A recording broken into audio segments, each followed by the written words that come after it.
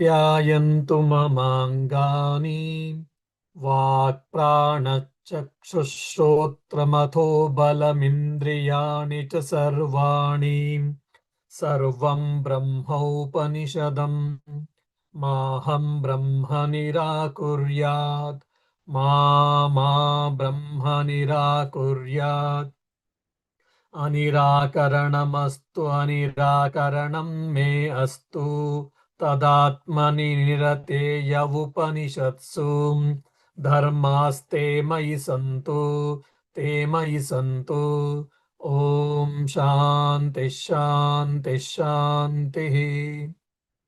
O Lord, please make us physically fit, and may we shall not reject the Brahman.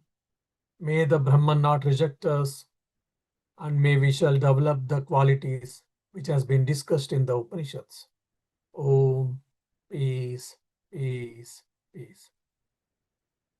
Dear devotees, if you remember the earlier classes, we were discussing the Kenopanishad,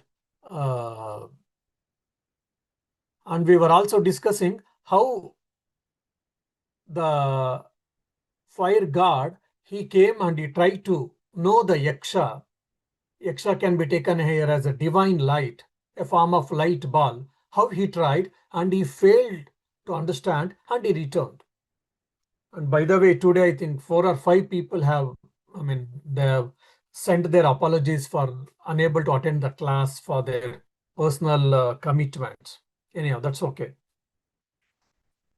So now the story goes again, the Vayu, the god of the air, the wind, and Indra, again, he is the king among the gods. All of them come here to understand who is Yaksha or what is Yaksha. Yaksha means again a light. But they will fail to understand actually.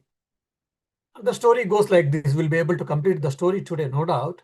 But if you deeply read and understand, there is a philosophical abstract or philosophical truth behind this story actually. So if you remember my earlier classes, there it was told, Natatra Chakshur Gachati. The Brahman cannot be, or the eyes cannot reach that Brahman, that. Then Navad Gachati. Even the speech cannot reach there. Means we cannot explain what is Brahman actually. Then Namanaha. Mind also cannot comprehend. So the same idea has been told with this simple story. Agni came, Agni couldn't understand. Vayu comes, Vayu doesn't understand. Indra came, Indra couldn't understand. What does it mean? They are all demigods and they are the presiding deities of different parts of our organs, or rather Indriyas, sense organs. So the sense organs and mind cannot reach the Brahman, as been told in the first chapter itself as a third verse. So the same abstract concept, the philosophical concept, has been told through this story. That's what we have to understand. Very important thing. And apart from that, here there are so many other values. So dharmaste mayi santu. So let me repository of the values. So until otherwise we are ethical, we are moral, and we develop our values, we cannot lead a spiritual life. We cannot experience the God. We cannot experience our true nature. So that also has been told here. Now that Agni, if you see, Agni with a pride he came and he tried to understand who is God or who is the Yaksha. Because of that arrogance, he was unable to understand. So manitva, that arrogance. So instead of that, we should have amanitva. We should be humble and we should have humility. For many of us, this humbleness is rare indeed. As a result, we suffer. And not only that, we cannot go near God, we cannot go near self. Instead, we'll be away from the God, away from the self. So that also has been told in this story. Now, let us come to the 7th mantra. Ata vayumabbravan vayuvetad vijanihi kimetadyakshamiti thateti. Atha vayum abravan. So Vayu Devata was addressed by the Devatas because the Agni was a duck out. He's the first person who went for batting and he had a duck out in the cricket language, if you say. So he went all with all the pride and arrogance. He said, "Oh, I can understand anything and everything. I shall go and see who is this extra, what is this, what all about it is." And he tried to go, he tried to understand, and he returned with the head down with the failure and he asked sorry. So now it is the Devatas meeting the demigods. So now the celestial being called Vayu has been approached by the other colleagues, other Devatas, demigods, that, oh Vayu, can you go? Can you go and can you try to know who is this Yaksha is? Now Vayu also, with arrogant and with more proud, he got up and he said, all right. Why he is more arrogant and more proud? Because if you see the Vedic cosmology, how this whole world has been emerged, if you say Akashad Vayu, Vayor Agni, so from the space, air comes. From the air, fire comes. So if you see from that philosophical angle also, air is the father of the fire. So because he is by virtue of the father, definitely he will be senior, superior, and that superior mindedness, it can be very common. Many times it happens. By being virtue of old people, senior people, they will be a bit arrogant or that superior complex can be there. Because of that, they will mistreat the youngsters. They will mistreat the new people or juniors or whatever. That's what we see in the offices or in the working place and other place. So here also probably with that same mindset, Vayu got up. Oh, I am a father of him. Means because of me, he came. I am the cause and is the effect. So I am much more superior. So definitely I can understand. With that arrogant mind or with the pride mind, he got up and he said, all right. So Atha Vayum Abravan. So Vayu Devata was approached by the different deities or different celestial beings. Can you go and know who is this extra for us? Okay. Vayum Abravan means Vayu, the Devatas addressed the Vayu. Etad Vijanihi. Etad Vijani means kindly know who is this or what is this. So we don't know whether it's a male or female or what, we do not know. That's why they are using the neutral gender or pronoun. So try to understand what is this. Etad Vijani. Then Tatheti. Kim Etad Yakshamiti. So, oh Vayu, please try to understand who is this Yaksha. Like that they said, and he said, Tata iti, let it be so. Okay, I shall go and I shall try to understand. It is a cakewalk for me. It is not a very big thing. In that sense, Vayu told, and he left the heaven to understand who is this Yaksha is. And now if you also see there, so this obstacle, again, this pride and arrogance we can see in Agni and also in a Vayu, that which is a Pratibandhaka, which is an obstacle for the spiritual life or understanding the who am I or whatever.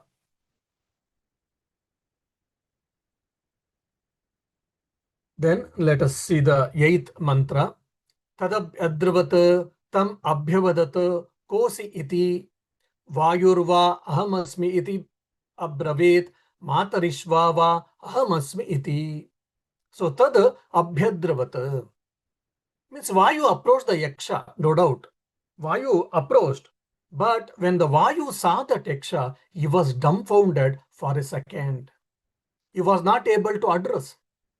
Many times we think, oh, I should, when I go to see some celebrity, we go, oh, I should go and have a photo. I should ask him this. I should ask her that. I should ask, I mean, we might frame some questions and with prepared mind we may go. But many times when we see, we will feel stunned and will not be able to speak. The same mindset happened for Vayu. So now Vayu has been commissioned by his colleagues as kindly find out who is this Yaksha is. So for that reason he has come with all preparedness. But when the Vayu approached the Yaksha, that is the divine light, And when he saw, he was dumbfounded for a second, so he was not able to address the Yaksha. He was not able to communicate at that given point of time. So Vayu didn't ask. Now, in turn, the Yaksha is asking the Vayu, Kosi iti. Who are you? What are you? Who are you, my dear? Because already Agni has come and left. Now you are a second man. Who are you? Kosi ati. Then Vayu answered, Vayu va aham asmi iti abravit. Oh, I am the great Vayu Devata. I have been known by the name Vayu. People call me as Vayu, that is the wind god. Matarishvava ahamasmi iti. And also I have got one more name. I am known famous, like I have got a very famous name and very interesting and important name. What is that? Matarishva ahamasmi. I am also being called by another name, very important name, which is that Matarishva. What is the meaning of Matarishva? If you see, the Matarishva meaning is one who moves in the sky, one who doesn't touch the ground. So again here also, so now Agni also said, I am Agni and I am Jatavedasa. Means I know anything and everything. I'm an omniscient, he had said. So he had expressed himself, his arrogance. Here also, the Vayu is also expressing his arrogance. I am Vayu, if you are told, that's fine. But he's boosting himself, saying that I am Matarishva. Means I move on the sky, I do not touch the ground. In Indian culture, with a cultural context, there is a saying, oh, you see how arrogant he is, how pride he has got. He feels that he is not walking on the ground. He is flying in the sky, as if he is flying in the sky and he is not walking on the ground. He is behaving. This is a cultural context. I mean, people say that if someone is with very arrogance and pride, if someone is behaving, they use the word. So the same thing is called here Matarishva. Because Matari means Akasha, that is the space. So who is traveling in the Akasha is called Matarishva. So I am the Vayu, I am also known as Matarishva. That is what has been given the answer from the Vayu Devata, from the demigod. Now, again, instead of now Vayu asking, who are you? So instead of that, Yaksha himself is asking the Vayu, तस्मिगं स्वयि किं वायुर्मित्यपदगं सर्वमाददीय ididam पृथिव्यामिति. Means tasmigastvayi. Tasmigastvayi means, oh, what greatness is there in you? You are saying that I am Vayu, fine, and I have been famously known as Matarishva. I flow in the sky, I walk in the sky, I do not touch the ground. Something and all you were saying, boosting, self-boosting, which is called crowing. So you are saying that. So what great is there in you? Can you explain me? Tasvigam stvayi. Tvayi means in you. What great is there in you? Kim viryam. Kim viryam means what power you contain, what power you hold. So what portfolio you have got, you can say. How much money you have got, you can say. How much power you have got, you can feel. So what power is there in you? Kim viryam iti. Iti abravit. So as thus Yaksha asked the Vayu, what power you have got? And why you are called so great? Because you were saying that you were very great. You are very famous and all. So what power you have got? Why you consider yourself as you are so great? Api idagam idam sarvam api. Then why you started telling, why is thinking, I'm a Vayu, I'm such a famous person, and this Yaksha is behaving such a foolishly. He doesn't know who am I. Just like if you ask the president of a country, a citizen, if he asks, oh, who are you, sir? If they ask the president will feel infuriated and he will feel very bad about it. I'm the president of the country and this fellow doesn't know me. Or prime minister of the country, this fellow doesn't know me.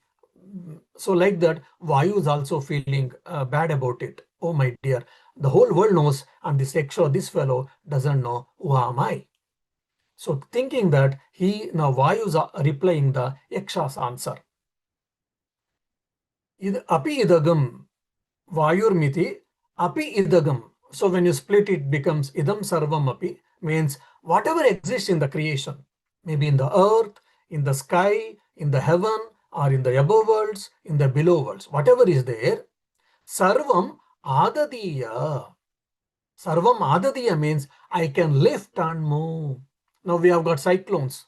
Some of the countries have got heavy cyclones from 2 days, and there are thousands of people has been shifted to the uh, safer places. Why? Because of the cyclone, terrible wind, people can die. Their houses can be broken, and I'm here because of that strong wind. I may be carried and I may be pushed or I may be thrown in after a few kilometers or few miles even. So the air, the wind can take anything and everything, that power it has got. So that's why it is telling that Sarvam Adadiya. Adadiya means I can lift and move. Sarvam includes all. So there is nothing in this world which I cannot lift and move. I can lift and move everything. That is what the Vayu is telling. Because Yaksha had asked what power you got. So as a reply, Vayu is telling I can lift and move everything. Sarvam adadiya. Yedidam prithimvyamiti. Means whatever is on earth and above also, or in the above worlds or in the below worlds. So again here we can very see clearly. So one is there is a very subtle difference between self-confidence and also the arrogance. All of us, we should have self-confidence, no doubt, but we should not be arrogant. But in the case of Agni and Vayu, they are arrogant. So when you are arrogant, you cannot experience the light. You cannot experience the God. You cannot experience the truth. That is what happening in these people. Tasmai trunam nidadau yetadatsaveti तदुपप्रेत्य सर्वजनेन तन्न शशाक दातुं सतता एव निववृते नैतदशकं विज्ञातुं एतदक्षरमिति.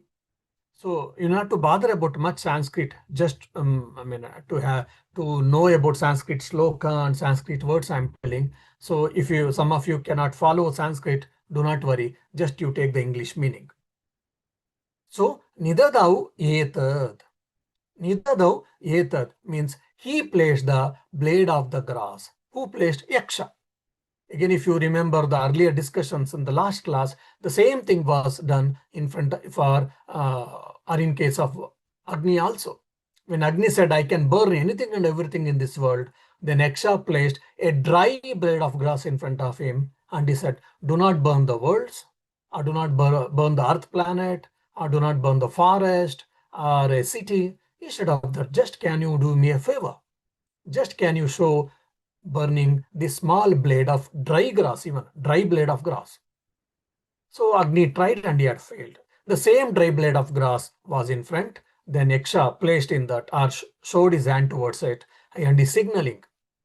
So Nidadau etad means he placed that blade of grass and said, Tasmai trunam nidadau etad. So he placed the small blade of grass and said, Etad adastva iti, means you may lift this blade of grass.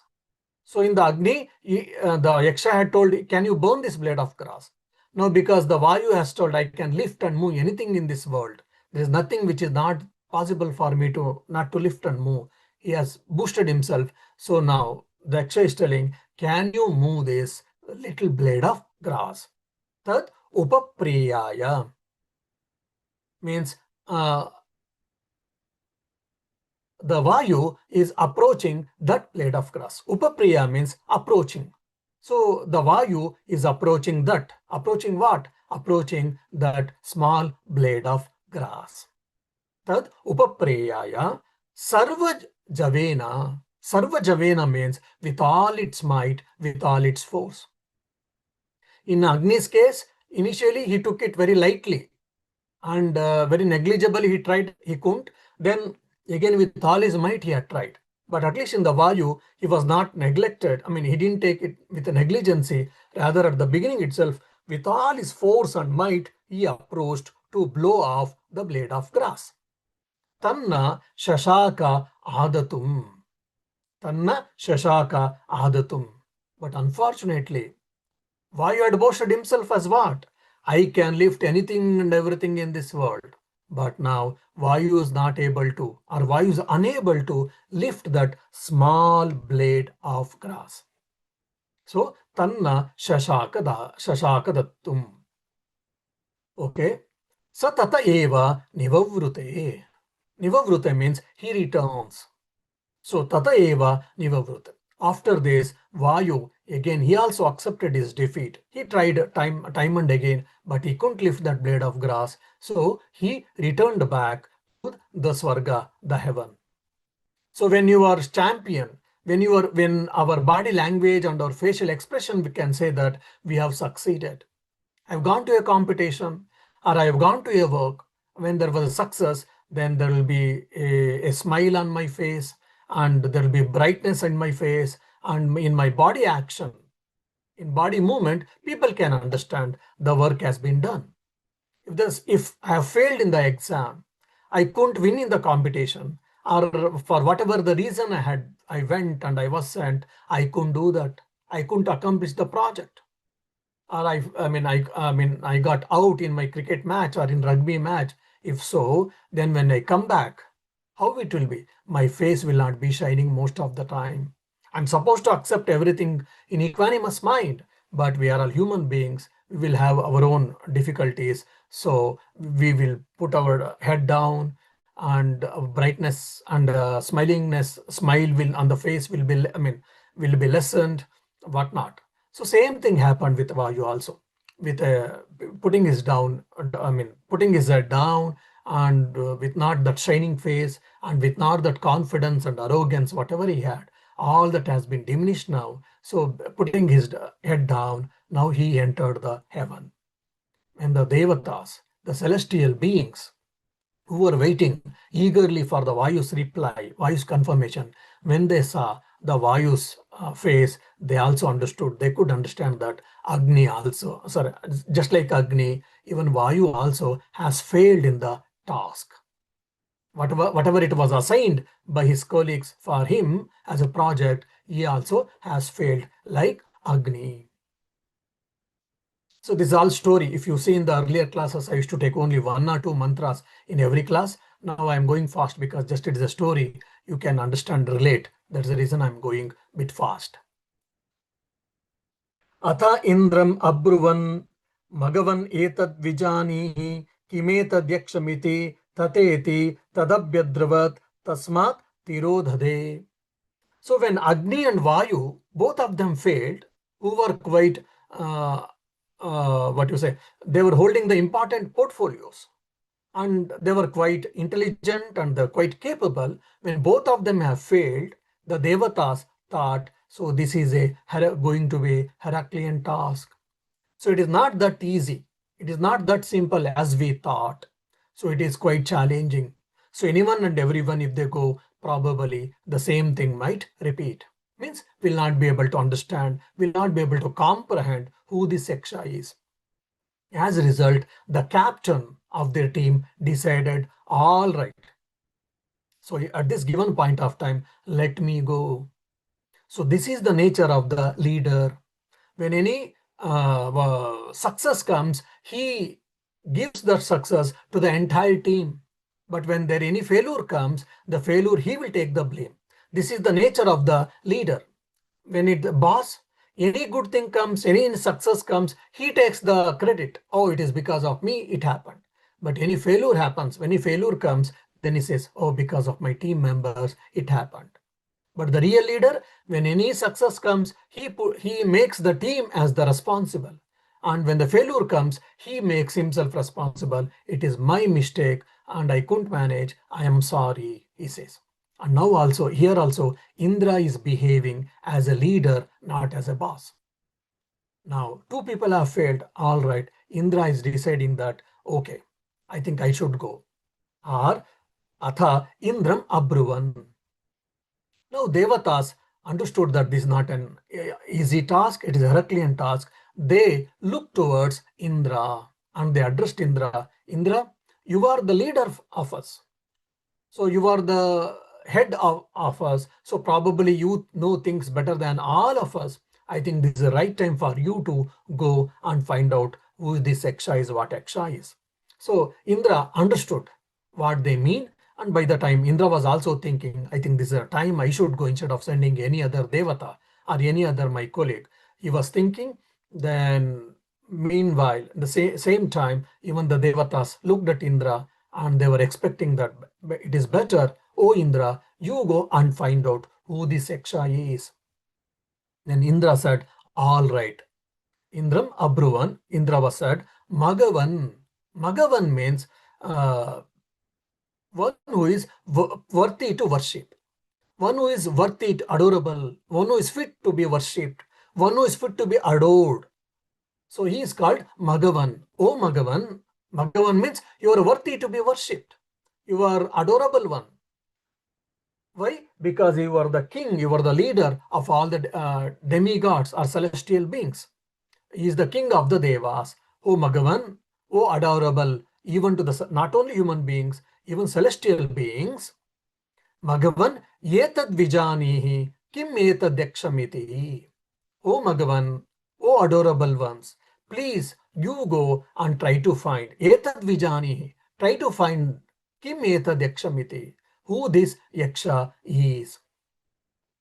And tateti, tata iti. Just like Indra and Vayu said, Indra also, Vayu and Agni said, Indra also said, all right, let it be so.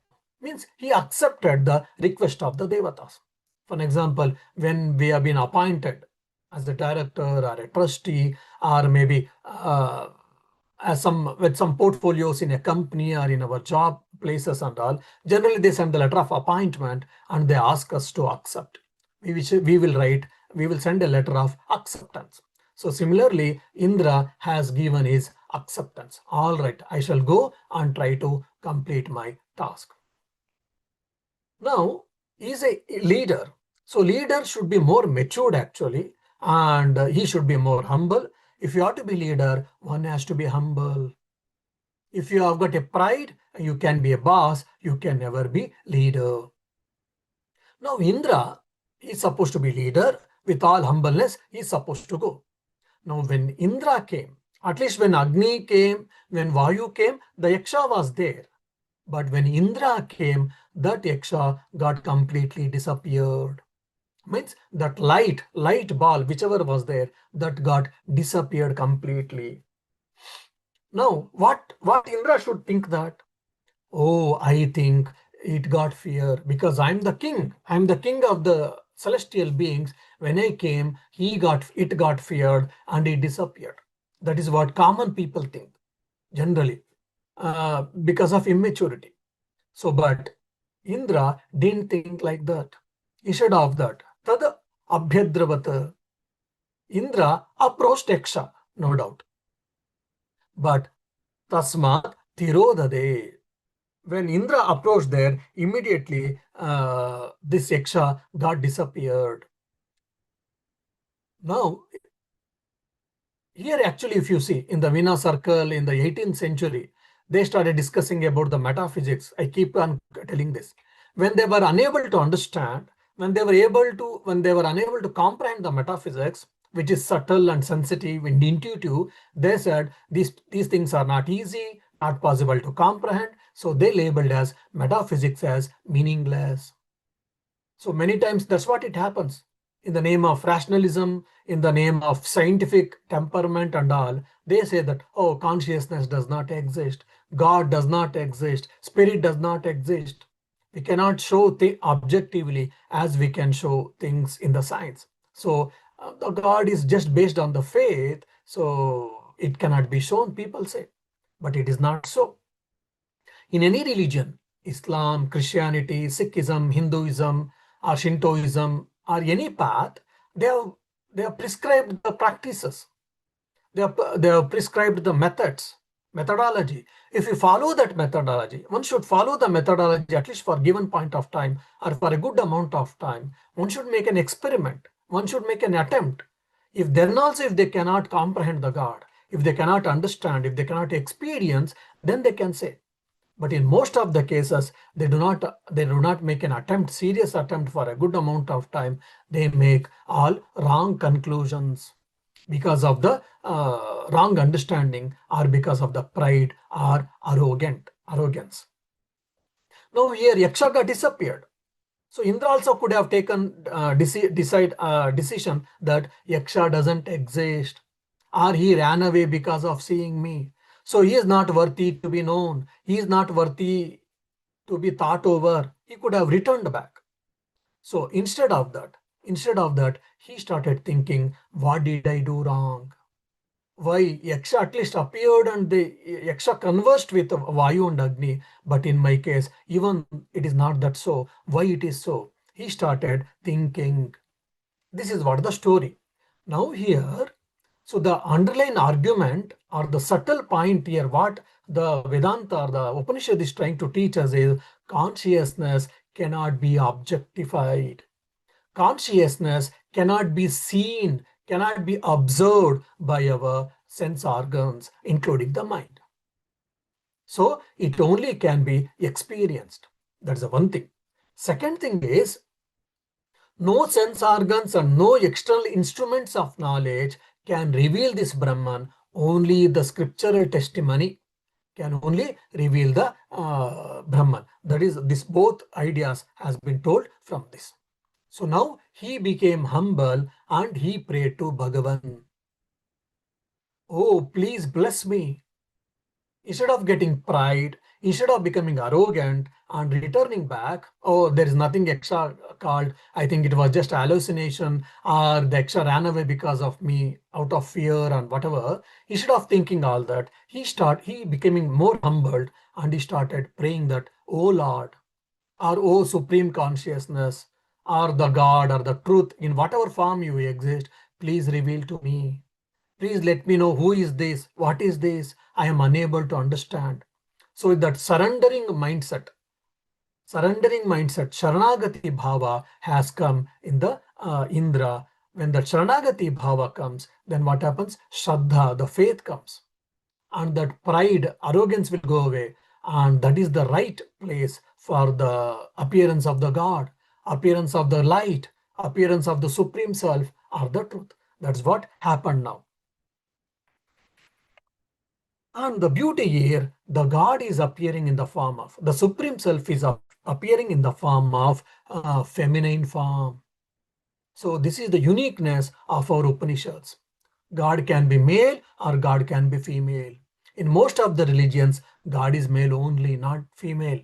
But in Hinduism, God can be supreme. God can be in the form of male or in the form of female also. That has been told in the 12th mantra, which thousands of years before this has been discussed, and it was a matter of experience. So tasminneva akashe stiyamajagama बहुशोभमानमुमां ऐमवतीं तगुं होवाच किमेतत् yaksham tasminneva akashe. In the very same place where the yaksha, where the Vayu had seen the yaksha or experienced the divine light, where the Agni had seen that divine light in the form of the yaksha in the form of divine light, in the same place, not elsewhere, in the same place, tasminneva akashe sa aimavati striyam ajagama. Striyam sadarsha. The Indra saw the divine light in the form of Devata, means in the feminine form. If you see in the Agni and Vayu, they saw only a form of light, in the brilliance light, that's all they saw. They didn't see any human form. But here, Indra, after praying, that brilliant light again reappeared in the form of a lady, in the form of woman.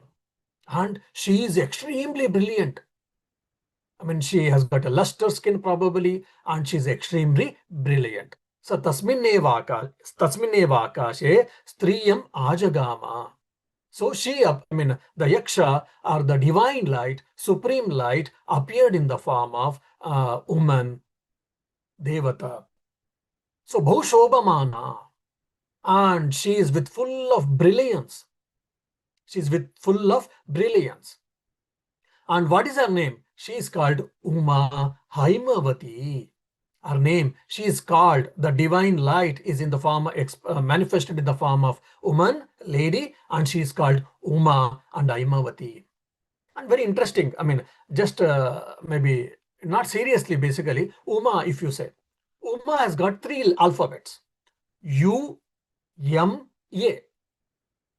U, M, A. If you mentally picture or if you can note down, I mean, write these three letters, it is very interesting. Okay. And Om, Omkara, primordial sound, or which is the symbol of the God, Supreme Self, we all say that, which is the means and the goal. Also, we have seen in the Prashna Upanishad and other places. That Om is a combination of three alphabets, three sounds. We all know that. Akara, Ukara, Makara. Akara A, Ukara U, and Makara M. A, U, M, Om. And this Uma, if you just reshuffle, U, M, A, if you reshuffle, what happens? A, U, M becomes. So Uma is nothing but Omkara. Uma is nothing but Omkara means what? So the Supreme Self, the first manifestation of the Supreme Self is what? Sound. From the sound only space comes. The Spotanavada is there, and today science is also accepting all these things. So the sound, first manifestation is what? Sound. From sound only space comes. The primordial sound is what? Omkara. So the first manifestation of the Supreme Self is primordial sound, Omkara, which contains three alphabets, or combination of three sounds is what? Omkara, A-U-M. And this Uma, if you just interchange, she, I mean, nothing but Omkara. So Uma Aimavati is representing the Omkara, the first manifestation of the Supreme Self. So now, so the Omkara represents the Uma or the Veda. Bhushobhayamana. She is appeared with the brilliance. When we say brilliant in the picture, in the films or in the painting and all, they say that, oh, she was, I mean, studded with the jewels, pearls, and with the crown and ornaments and all. From the Indian cultural context point, I'm speaking. So these are all physical description actually. But here brilliance means what? With all glory. With all glory means with all power. So that is what we have to understand. Again, Uma Haimavati. So he could experience or he could understand this Indra. The Yaksha is none other than Uma Haimavati. The Supreme Self is appearing in the form of Uma or Aimavati. Who is Uma? Is nothing but Omkara. What is this Omkara? Primordial sound. So that is the first manifestation of the Supreme Self. So now Indra understood who is this Uma, who is this Aimavati. She is none other than the Supreme Self. So why all this story came? Because these Devatas were thinking that because of ourselves, we could win the war. Now, when Uma appeared in front of the Indra, in Indra's mind, the truth revealed that, oh my dear, the whole war because of whom we won the war, it is because of the grace of the God, grace of the Supreme Self. From the devotional point of view, if you think, or from the Kenopanishad point of view, if you think, it is the source given by whom? The source given by the Brahman alone. Because if you see in the second or third sloka, we say, Shotasya Shotram Manoyad. It is the ear of the ear, and it is the mind of the mind. It is the speech of the speech. It is the energy of the energy, prana, and it is the eye of the eye. All these things we saw. That same idea has been told in the story form. When Uma Aimavati appeared in the form of feminine deity or the goddesses in front of Indra, Indra understood that all the power, the Indra has got some power, Vayu has got some power, Agni has got some power, every deity, celestial beings have got powers. Then the objects have got powers. Myself have got some power. Yourself also have got some power. All these powers have been, who has got? From where did we get? We got all this power from that Brahman or from that primordial self. Here it is called Uma Himavati. So we have drawn the energy from that consciousness. That's what even in Dugdisha Viveka we see. The sense organs have got power. The sense organs derived the power from where? From the mind or from the reflective consciousness, RC. And that reflective consciousness, it derived from the power from where? From the original consciousness, which is called self or Brahman or whatever. So the same idea has been told with this story. So without understanding, many times these people, they oversimplify the story, or rather they add some masalas, spices for this, and they get deviate from the mainstream or the main philosophy. So the story is nothing but to understand 2-3 points very clearly. One should not be pride, one should not be endowed with a pride or arrogance or whatever. One should be humble. One should be a repository of all the good values, virtues. First point. Second is we need a guru. We need a teacher to understand and to comprehend the truth. The second one. And the third is we need a scriptures. Why? It gives the path. It shows the path, what to do and what not to do. These are the 3 things. And the fourth is what? Whatever the power we have got, we have derived the power from the Brahman or from the God. So I should be confident, no doubt. I should not be egoistic. I need not to be with pride. When pride comes, prejudice also comes. So I need not to be arrogant. These are the main virtues or main values has been told or explained with this story. So we shall try to be humble. We shall try to understand the necessity of the Guru, and we shall try to understand the importance of the scripture in understanding all those suprasensual things like a God, self, or the heaven, and the karma phala, the fruits of action, and the rebirth, all these things. And apart from that, the energy which we see in the world, which we see in the matter, or which we see in the individual beings, or in the mind, or whatever, everything has been derived from where? The source is where? The source is only one. That is what? Either you can say God, or self, or Atman, or Brahman. So the energy comes from there actually. So we all belong, we are the part and parcel of that supreme self, and all our energy belongs to there. So we shall make use of it, and we shall try to understand and experience the self. Means we shall utilize it in a proper way. We shall not utilize it for the wrong ways. I can use the light to do the forgery. I can use the light to study the scriptures. I can use the light to kill someone. So it is not the mistake of the light. It is mistake of a person who is using. So now we have got that energy, we have got that intelligence, we have got this chance to understand who am I, to experience who am I. So let us make use of it in a right way. So this second and third in the first chapter, the second mantra and third mantra, Shotasya Shotrasya, Shotrasya Shotram, Manaso Manoyat. The Chakshur Gachati Navagachi. These are the 2 important mantras has been again reconfirmed, re-explained in this complete story. Now what does Indra learn from the Uma Haimavati? That Brahmagnana is being told in the next chapter that we shall try to discuss in the next class, which is quite interesting and also which is important. And she tells very clearly it was because of the Brahman you got and the Agni Vayu got the energy, and because of that you won the war. It is not because of you won the war. It is because of the energy you derived from the Brahman or from the supreme self or consciousness, you won the war. So don't get moved unnecessarily or with the unnecessary arrogance. This was the teaching will be given in the next chapter. Let us try to understand in the next class. Om Shanti Shanti Shanti Hari Om Tat Sat Shri Rama Krishna Arpanamastu.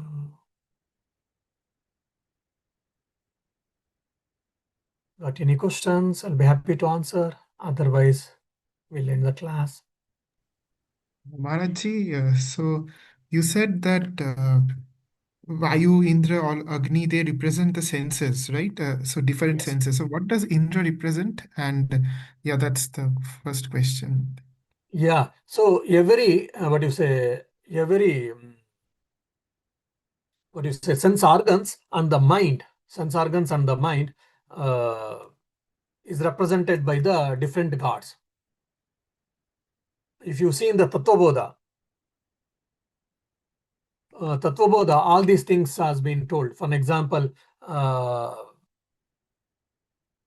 you say, the eye is being taken care. Eye is taken care by the Agni, and the mind. For an example, is what the Chandra, and our prana has been preceded by the Vayu. So like this, and the Indra generally in the outside it is called rain, thunder, lightning, and all. But I'm not able to just remember the Indra represents which sense organ exactly now. Just a minute. I'm trying to recall. Maharaji, based on the story, what I have this feeling that Indra does he represent Ahamkar, the I, the last thought, the I? You can take, but actually, if you see Indra is the presiding deity for hands actually. Oh, Ah. because in self-inquiry, what remains at the end is that I thought, and then everything dissolves. So from Yes. that point So of here view, actually, if you see, actually you can take like this. See, actually the smell is presided by Ashwini Devatas. Okay, and the taste is presided by Varuna. Okay, the sight is presided by the sun, Surya. The touch is presided by air, Vayu, and the hearing is presided by space Devata or Dik Devatas, we say.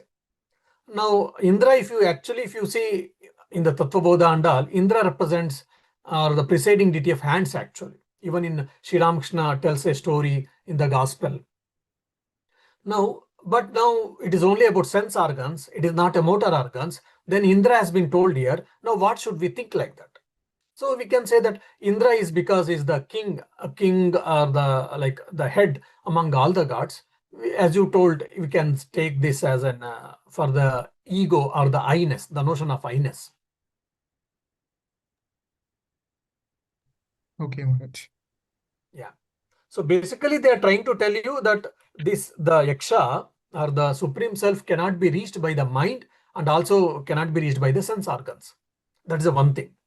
And only Yeah. through the mind only you can reach the Brahma. You can experience the Brahman. When your mind is pure. So if it has Hmm. to be pure, then you have to be free from all these dirts called like manitva and other things. Arrogance, ignorance, wrong thinking, pride, uh, then wrong thoughts, and all whatever we speak in the, I think in the 16th chapter in the Bhagavad Gita, it is very beautifully explained, 20 virtues. Hmm. So all that if you develop, then you will be fit person to experience that Brahman or the self. So and also if you have got a right approach, then only you can reach the goal. That is also been told very clearly. See now Indra and Vayu came to Yaksha actually.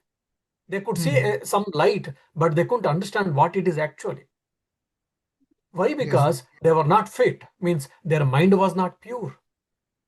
Hmm. Yeah. So with the pure mind only we can understand. Like Sri Ramakrishna says, Master says, the pure Hmm. mind is pure self. So through this Ah, pure mind only one can try to understand, isn't it?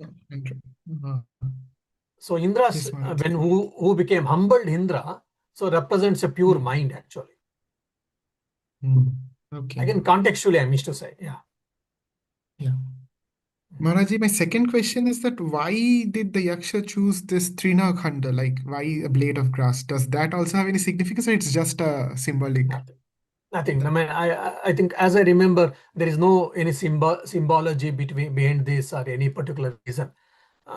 Just a blade of grass was put. But probably, see, if you see from the Vedic symbology, the Kusha grass is considered as very auspicious. okay. So if you see even in the Durga Puja and other pujas and all, we use the Kusha grass actually for Ah, many things, which is considered as very holy and other things. okay. This is a dry grass, the particular hybrid grass, a particular type of grass, which is dried and we use for puja purpose. Hmm. Kusha grass. Yes. Yeah. So probably maybe from that cultural context they might have been used, but otherwise there is no special reason as I know and as I can think at right now. Oh, okay. Yeah. Okay. Yeah, thank you, Maharajji. One observation is that tomorrow we have Jagadhatri Puja and we are luckily discussing Uma Himavati today. And you see, just I mean, it was a jingling with the words Uma, UMA, and Mm. Om, AUM. If Yeah, you just interchange, then Uma will be Omkar actually. Omkara. Yeah, Brahma Swarup. So who is Uma? Uma is nothing but the Omkara, means Omkara. that the manifestation of the God. I Mm. mean, today I didn't tell actually. So Uma Imavati is representing the actually Sopadika Chaitanya or Ishvara. Ah, I okay. mean, here it is feminine form, so we should tell Ishwari. Ishwari. Ah. So Brahman, just Brahman is what Nirakara Nirguna Parabrahma Swarupa. Means he doesn't have any form, he doesn't have any name, etc. So the Brahman with the power of Maya, with his own its own power of Maya, Brahman plus Maya is what Ishvara. Mm. So the feminine form of Ishvara becomes Ishwari. So Yeah, this Uma Aimavati is what Ishwari here. So that is the first manifestation which is possibly with a name and form which a human mind can perceive. can perceive. So that Uma Haimavati is representing the Ishwari actually. Ishwari. Because the Brahman cannot interact with the world. So it is through Only the Shakti. Ishvara or Ishwari can interact with the world or with the people or with the, I mean, with the Devatas or both person, isn't Deva. it? Ah. So all these things, the philosophical, I mean, beauty and significance is there behind all these things. And feminine, because is it because like Swami Vivekananda said that there is a divine force which likes to think of itself as feminine. Somewhere Swami Vivekananda had probably said that why divine feminine, that the concept of Yeah, there can mother. be many things can be given if you see from Tantra Shastras and all. So the feminine form of the God is what superior they say. Even this Brahma, Vishnu, Maheshwara were they are working under the guidance or the orders of the Mother Ishwari, Ishwari. Mother Chandi or Tripura Sundari and all Kali. We say yeah, Kali. different scriptures they use the different names. That's the Mhm. one thing. And also, if you see, strictly speaking, there is no essential difference between Brahma and Maya. Though in Advaita Vedanta, the power of the Brahman is what Maya we say. But Mm. if you see in the theistic schools of Vedanta and in Tantra and others, Mm. so the power of Brahman is what Maya. So there is no difference between essential difference between Brahman and Maya. Yatagnir Dahika Shakti, when Mm. we say with the Pranama mantra of Holy Mother, just Mm. like the burning power, the fire and its burning power. Mm. Ramakrishna Sthitaya. So you have fixed yourself or you are in Ramakrishna. Yeah. So how Ramakrishna and Sharda Devi are not two, they are only one, just like the fire and its burning power. You cannot separate the fire and its burning power, isn't it? Yes.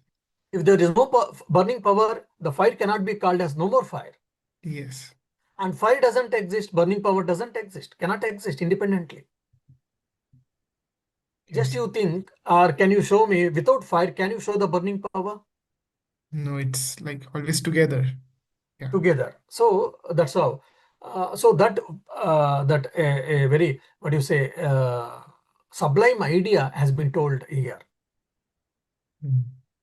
And from the also other angle, if you think thousands of years before, God in the form of feminine form we have worshipped and we have our rishis have what do you say they have thought over. You see Yes. Yes. that is also one of the very interesting point actually. One is I think last class also I told the avatar tattva. Mm. Avatar. The principle of incarnation is been first way very clearly we get in Vedas here. First Yeah. point. Second, the incarnation need not be male form. Even in female form also it can be there. Mm. So thousands of years before itself, our rishis were able to think and were able to comprehend, Yes. which is very quite interesting. Yes, Maharaj.